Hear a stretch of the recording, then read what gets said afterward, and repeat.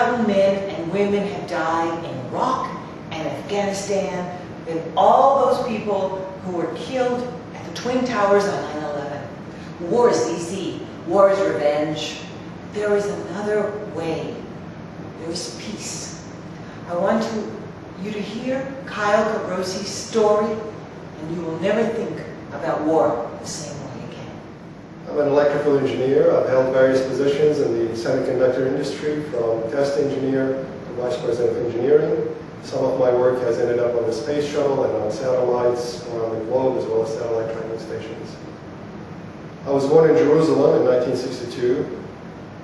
At that time, the West Bank was part of Jordan, and I lived in Bethlehem until I was 4, before we moved to Amman, Jordan.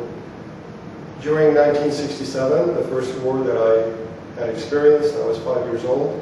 We had went to Beit Jala, a town on the outskirts of Bethlehem, to evacuate my grandparents before the war broke out, and we ended up getting stuck there.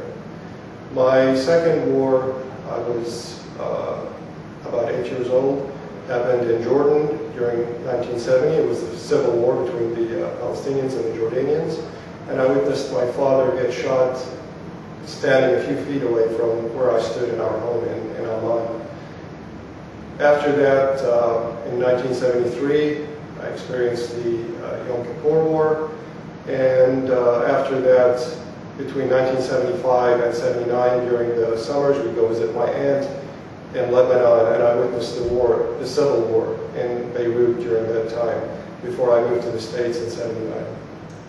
From the media, whether it's print, radio, television, all we hear are the stories of war. But what we don't hear are the stories of peace.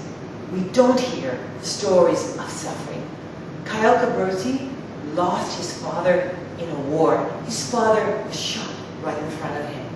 Come to the Esperanza Center and hear his story. Come hear Kyle Qubrosi's story that began in war and ended